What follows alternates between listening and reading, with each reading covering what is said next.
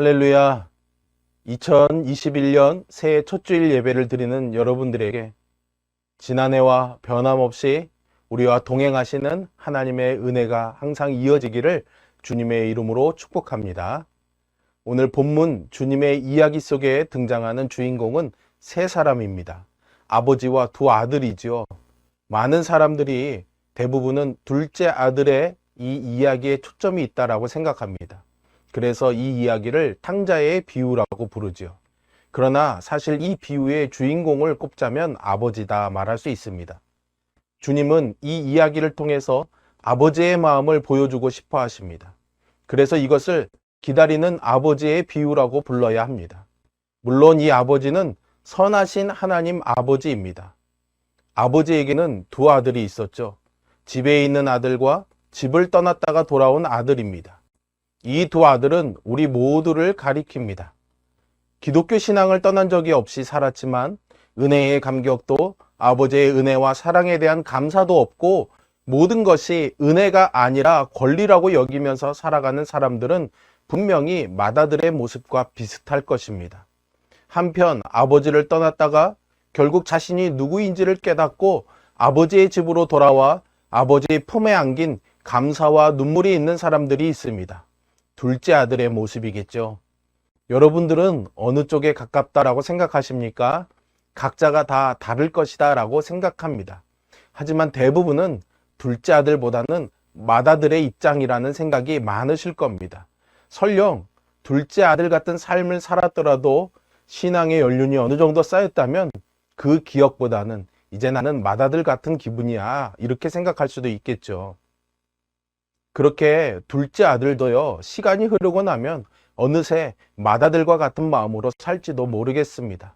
아버지는 이런 두 아들의 아버지입니다. 그리고 이 두 아들을 모두 기다려주시는 아버지이지요.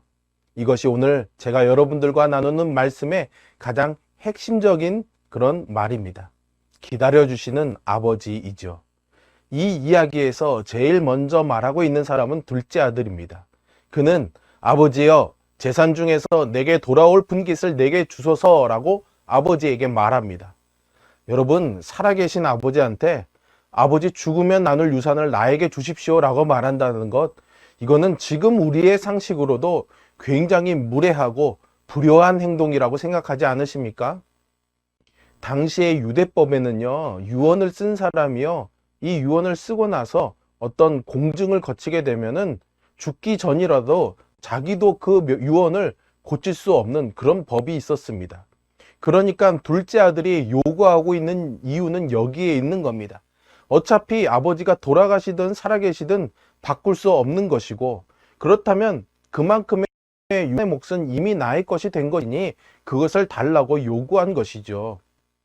그가 이렇게 생긴 자기의 몫을 가지고 아버지의 집을 떠나는 데에는 그렇게 많은 시간이 필요하지는 않았습니다. 그리고 그는 먼 나라로 갔고 거기서 방탕한 삶으로 재산을 다 날렸습니다. 설상가상으로 그 나라에 큰 흉년이 들어서 경제적 위기를 맞습니다. 무일푼 거지가 된 이 아들의 주변에서는 친구들이 하나 둘씩 떠나가게 되고 결국 그는 어디 하나 손 벌릴 곳이 없게 됩니다. 그래서 본문에는 이 아들의 비참한 상태를 아주 상징적으로 보여주는 두 단어가 나오게 되죠. 돼지와 쥐엄 열매입니다. 이 두 단어는 그가 더 이상 내려갈 곳이 없을 만큼 내려갔다는 것을 보여줍니다. 일자리도 줄어들었고 그는 가까스로 들에서 돼지 치는 일을 얻게 됩니다. 그런데 여러분, 이 돼지가요, 유대인들에게는 부정한 짐승이라는 것을 알고 계시지 않습니까? 유대법에, 율법에는 부정한 짐승 중에 돼지를 그 하나로 구별하고 있습니다. 그러니 유대인이었던 그가 돼지를 치게 되었다라는 것은 가장 피하고 싶은 모욕적인 일을 하게 되었다라는 말이죠. 제대로 된 품삯을 받는 조건도 아닙니다. 그는 돼지나 먹는 쥐엄 열매로 배를 채우려 하지만 그마저도 주는 이가 없는 비참한 신세가 되었습니다.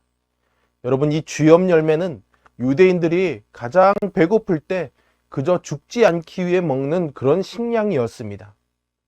유대인들의 문서인 미드라시라는 문서가 있는데요, 거기에는 어떤 유대인이 오직 쥐염 열매를 먹을 정도로 궁핍한 상황과 고난을 겪을 때에야 비로소 하나님께 회개할 것이다 라는 말이 있을 만큼 이 쥐염 열매는 인간의 비참한 상태를 말해주는 상징이었습니다. 그러므로 주님의 말씀의 요지는 둘째 아들이 먼 나라에서 더 이상 비참해질래야 비참해질 수 없는 상황에 처했다라는 것이죠. 돼지 틈에서 굶어 죽는 것은 시간 문제였습니다. 그래서 그는 이렇게 말합니다. 내 아버지에게는 양식이 풍족한 품꾼이 얼마나 많은가. 나는 여기서 줄여 죽는구나. 품꾼이라는 것은요, 당시에 유대인들은 종이라고 할지라도 열심히 일하고 어느 정도 인정을 받게 되면은 가족처럼 그렇게 대우받는 경우들이 있었습니다. 우리 구약에 보면 요셉이 보디발의 집에 종으로 팔려갔지만 총무가 되고 어떤 지위를 얻게 되는 것을 보면은 알 수 있겠죠. 품꾼은 그보다도 못한 존재였던 겁니다. 하루 벌어 하루 품삯만 받아가면 그만이었던 거죠. 그러니 이 고백은 그가 이 비참한 상태에서 자기 아버지를 생각하고 있다라는 것을 보여줍니다. 여기에 둘째 아들이 경험하게 될 은혜의 시작이 있습니다. 아버지의 은혜는 사실 이미 그 이전부터 존재하고 있었습니다. 그러나 단지 이 아들이 아버지의 은혜를 알았던 적이 없었을 뿐이죠. 그가 권리라고 생각했던 것들이 다 자기 손에서 벗어나 버렸을 때 비로소 은혜를 깨닫게 됩니다. 그는 일어나 아버지께 가기로 결정합니다. 가서 아버지께 이렇게 말하겠다고 다짐합니다. 아버지, 내가 하늘과 아버지께 죄를 지었사오니 지금부터는 아버지의 아들이라 일컬음을 감당하지 못하겠나이다. 나를 품꾼의 하나로 보소서. 여러분, 세월이 얼마나 흘렀을까요? 거지 행색을 하고 집으로 걸어오는 아들을 멀리서 알아본 것은 바로 아버지였습니다. 12절에 보시면 아직도 거리가 먼데 아버지가 그를 보고 측은히 여겨 달려가 목을 안고 입을 맞추었다고 님은 말씀하십니다. 아버지는 어쩌면요, 이 아들이 집을 나간 그날부터 아들이 돌아오기를 기다리면서 매일 그렇게 동구 밖에서 기다렸을지도 모릅니다. 그렇지 않고서야 어떻게 멀리서 알아보고 달려가 안고 입 맞출 수가 있었겠습니까? 둘째 아들은요, 이제 말하려고 했던 대로 아버지에게 말합니다. 아버지, 내가 하늘과 아버지께 죄를 지었사오니 지금부터는 아버지의 아들이라 일컬음을 감당하지 못하겠나이다. 아버지, 나는 이제 아들이 아닙니다. 종으로라도 받아주십시오 라는 말이겠죠. 그런데 아버지는 그의 말을 귀담아 듣지 않습니다. 오히려 종들에게 이렇게 말합니다. 제일 좋은 옷을 내어다가 입히고 손에 가락지를 끼우고 발에 신을 신기라. 그리고 살진 송아지를 끌어다가 잡으라. 우리가 먹고 즐기자. 이 내 아들은 죽었다가 다시 살아났으며 내가 잃었다가 다시 얻었노라. 우리말 성경에는요, 생략되어 있지만 아버지는 속히 행하라 라고 재촉합니다. 옷과 가락지 그리고 신발은 신분을 상징합니다. 아들의 요구대로 종으로 받아들이는 것이 아니라 다시 아들로서 이 사람을 받아들이고 있는 거죠. 그리고 아버지는 그 집에서 가장 좋은 짐승인 살진 송아지를 잡아 잔치를 벌이며 즐거워합니다. 둘째 아들의 인생은 그 어느 순간보다도 더 놀랍게 아버지의 은혜를, 아버지의 선함을 가슴 깊이 경험합니다. 그런데 정말 답답하고 슬픈 것은 너무나 많은 사람들이 하나님 아버지의 이런 은혜와 선하심을 이 둘째 아들처럼 경험하지 못하고 그저 돌아오지 못한 채 주변에서 맴돌고 있다는 거죠. 둘째 아들이 왔던 이 자리까지 오지 못한 채 살아가고 있다는 사실입니다. 형인 맏아들이 그것을 보여주고 있습니다. 맏아들은 이날도 어김없이 밭에 나가 일을 하다가 해질녘이 되어 집으로 돌아오고 있었습니다. 그는요, 게으르지도 않았고요, 방탕하지도 않았습니다. 제가 생각하기에 이 맏아들은요, 동네 안팎에서 둘째 아들과 비교되어서 모범생으로 효자 아들로 아마 소문이 자자했을 것입니다. 그런데 난데없는 잔치의 주인공이 동생 때문이란 걸 알게 된 그의 반응이 놀랍습니다. 맏아들은 재산을 다 날리고 온 동생을 받아들인 것 하며 잔치까지 벌인 아버지의 이런 처사가 못마땅합니다. 화가 나서요, 잔치에도 들어가지 않습니다. 왜 그랬을까요, 여러분? 이 맏아들이 가진 문제가 과연 무엇이었을까요? 그는 자신의 말처럼 여러 해 아버지를 섬겨 명을 어김이 없었던 아들입니다. 그러나 아버지는 자기와 친구들이 즐기도록 값싼 염소 새끼 한 마리도 잡아 잔치를 열어준 적이 없다라고 그는 말합니다.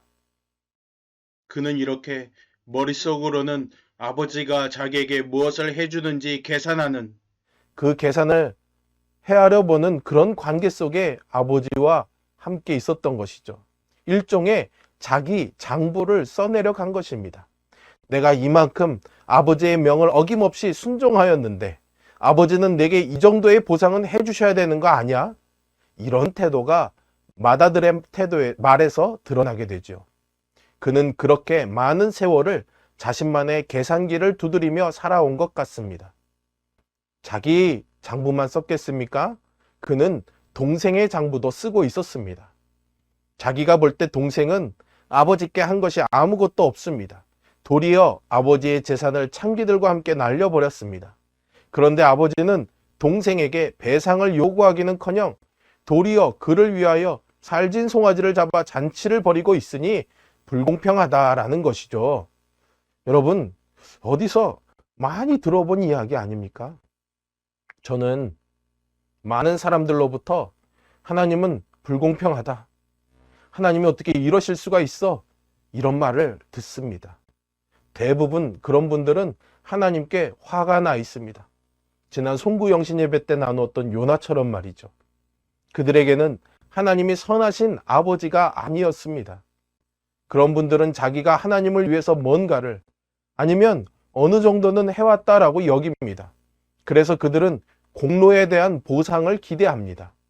이렇게 계산적 관계 속에서 하나님을 섬기는 사람들의 마음에는요, 억울함, 섭섭함, 분노와 같은 감정들이 켜켜이 쌓여만 갑니다. 여기에 진정한 그리스도인의 표상인 감사가 설 자리는 없습니다. 왜냐하면 하나님께서 주시는 것이 은혜라기보다는 하나님께서 당연히 나에게 갚아주셔야 될 빚으로 여기기 때문이죠.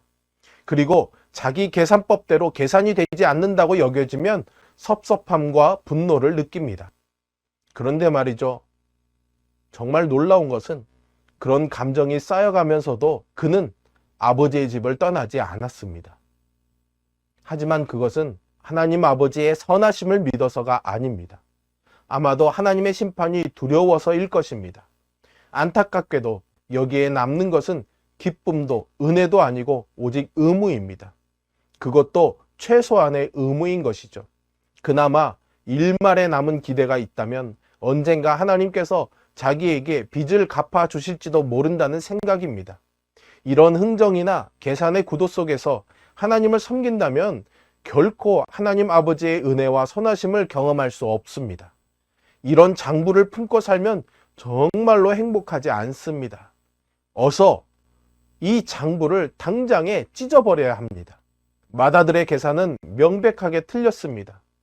공정하지 않은 것은 아버지가 아니라 바로 자신이었습니다. 여러분, 아버지의 말을 한번 들어보십시오.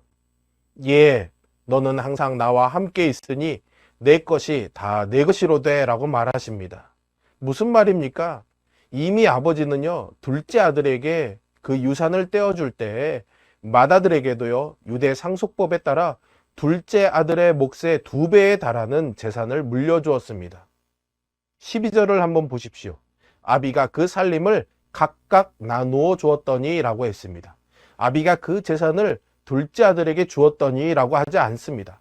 각각이라는 표현을 썼다는 것은 둘째가 유산을 받을 때 첫째도 자기 몫을 받았다라는 이야기입니다. 이 맏아들은요, 자기가 받은 아버지 재산의 3분의 2를 계산하지 않았습니다. 그리고 자기가 받지 못한 염소 새끼 한 마리를 마이너스로 계산하고 있었습니다. 이것은 비단 맏아들만의 이야기가 아닙니다.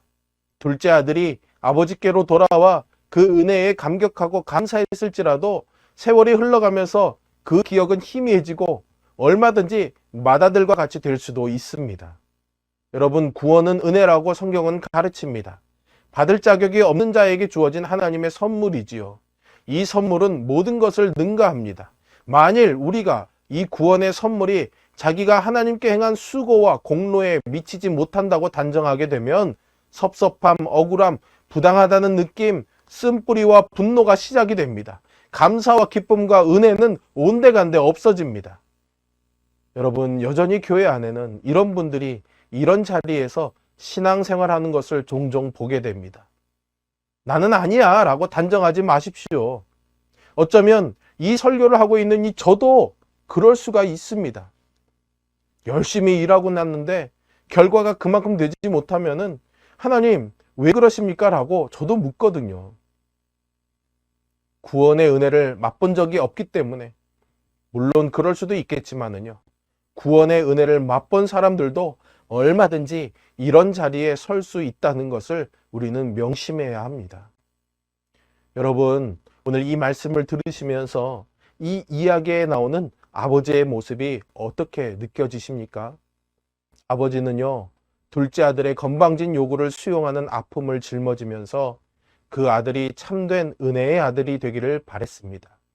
아버지의 사랑이 너무나 커서 강요하거나 힘으로 밀어붙이시거나 그 아들을 속박하지 않습니다. 오직 오래 참으심으로 기다리실 뿐입니다. 아버지의 눈은요, 멀리 집 나간 아들이 자기 시야에서 벗어난 그 자리를 바라보고 있습니다. 그리고 돌아온 아들에게 아무것도 묻지 않고 옷도 입히고 가락지도 끼워주고 신도 신겨주면서 아들의 신분으로 회복시켜주고 기쁨과 즐거움으로 잔치를 벌이시는 아버지이십니다. 감사할 줄 모르고 자기 식으로 하면서 분노하는 맏아들에게는 또 어떤 분이십니까? 아버지는 잔치자리에 들어가지도 않고 문 밖에서 화가 난 채로 버티고 있는 이 맏아들에게 찾아가십니다. 그리고 이렇게 말씀하시죠. 얘야, 함께 즐거워하고 기뻐하자라고 청하십니다. 순간의 실수로 아버지를 떠나 비참함에 빠져 고생을 했던 둘째 아들을 생각해보면 이 맏아들은 그래도 아버지와 항상 함께 있었다는 것이 얼마나 큰 은혜인지 알아야 했습니다. 아버지는 모든 아들로부터 사랑과 존경을 받기에 너무나 합당한 아버지입니다. 그리고 주님께서는 이 비유를 통해서 이처럼 선하신 하나님 아버지를 우리에게 보여주십니다. 여러분, 장발장 이야기를 아시나요? 원래 이 제목이 레미제라블이죠. 이 이야기에서 우리는 선하신 하나님이 주시는 은혜가 무엇인지를 발견할 수 있습니다. 그것은 은혜가 죄인을 변화시킨다는 것입니다. 빵 하나를 훔친 것 때문에 19년이라는 세월을 감옥에서 보내야 했던 장발장을 변화시킨 것은 그의 잘못을 덮어주었던 마리엘 주교를 통해서 경험한 은혜였습니다. 본질상 죄인인 사람을 변화시키는 것은 하나님의 은혜인 줄로 믿습니다. 하나님 아버지는 돌아오는 아들을 큰 기쁨으로 용서하시는 아버지입니다. 하나님 아버지는 돌아오는 아들 결코 내쫓지도 않으십니다. 그리고 열심히 신앙생활 한다고는 하는데 기쁨도 없고 은혜도 없다면 나는 맏아들처럼 계산기나 두드리고 있는 장부를 적고 있는 것은 아닌지 한번 돌아봐야 하겠습니다. 그렇다면 자기 중심적이고 공정하지도 않은 이 장부를 찢어버려야 합니다. 그 장부에 의존해서 하나님이 공평하지 않다고 하는 불평을 내려놓아야 합니다. 맏아들은 한 집안에서 사는 아버지를 몰라도 너무 몰랐습니다. 혹시 내가 이 맏아들의 자리에서 신앙생활했구나 마음에 찔림을 받는 분이 계신다면 이렇게 한번 기도해 보시면 어떨까요? 굳어진 마음을 오늘 하나님 아버지께서 나에게 만져주시는 은혜를 구해 보십시오. 마음을 부드럽게 해달라고 구하십시오. 그리고 아버지께서 그리스도 안에서 여러분에게 이미 베풀어 주신 그 은혜를 생각하십시오. 너도 나와 함께 즐거워하고 기뻐하자는 이 아버지의 말씀을 들으십시오. 아버지, 나도 잔치자리에 들어가고 싶어요 라고 말씀드리십시오. 그러면 둘째 아들이 돌아오기를 기다리시던 아버지가 여러분들을 맞아 주실 것입니다. 여러분, 새로운 한 해가 시작이 되었습니다. 올해는 우리 모두가 이렇게 기다리시는 선하신 하나님 아버지께로 돌아가 복된 자녀로 살 수 있기를 주님의 이름으로 축복합니다. 기도하겠습니다.